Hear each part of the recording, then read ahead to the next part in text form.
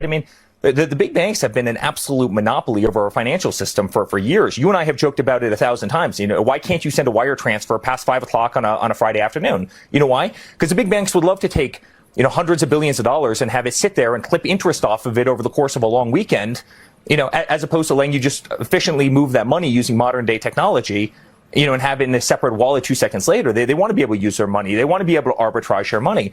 And so, the big banks are doing everything they can to stop some of the crypto legislation for obvious reasons. Why? Something important is changing inside the financial system. The Clarity Act is moving forward, and while it may sound like technical legislation, its impact could be far larger.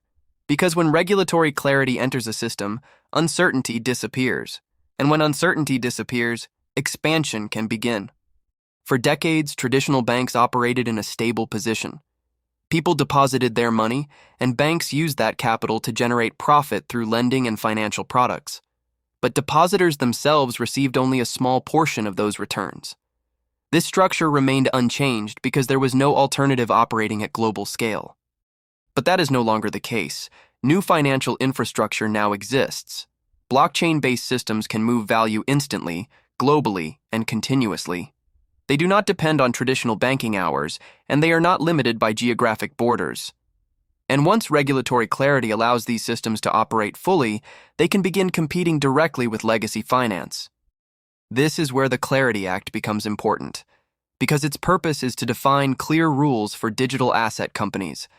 And when rules are clearly defined, companies can expand confidently, offer new services, and integrate directly into the financial system. Regulation does not stop infrastructure, it activates it. This is where Ripple's position becomes especially significant. Ripple already operates global payment infrastructure connecting banks and financial institutions across multiple countries.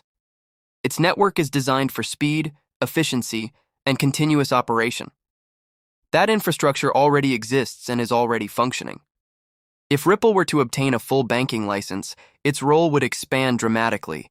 It would no longer operate only as a technology provider.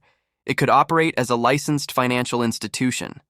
And when infrastructure and licensing combine, expansion can happen far faster than traditional systems expect. Because Ripple would not need to build a network. The network is already built. The connections are already established. The infrastructure is already in place. And when activation becomes possible, growth can occur rapidly. This is where XRP enters the system. XRP is designed to move value efficiently across this infrastructure. It functions as a bridge asset, enabling fast settlement between different financial systems. And when settlement becomes faster and more efficient, the entire system becomes more efficient. For the first time, financial infrastructure exists that can operate globally, digitally, and continuously. And when infrastructure like this operates inside a clear regulatory framework, it creates entirely new possibilities for how value moves. This is why regulatory clarity matters so much. It does not create the technology. The technology already exists. It simply allows that technology to operate fully within the system. And once that happens, adoption can accelerate quickly. Throughout financial history, capital has always followed efficiency. It moves towards systems that operate faster, cost less, and provide greater accessibility. And when a more efficient system becomes available, capital gradually begins to shift toward it. This is what makes this moment significant. Infrastructure exists. Regulatory clarity is approaching, and institutions are positioning themselves for expansion. These are not theoretical developments. They are structural changes happening in real time. What happens next will not appear as a single announcement.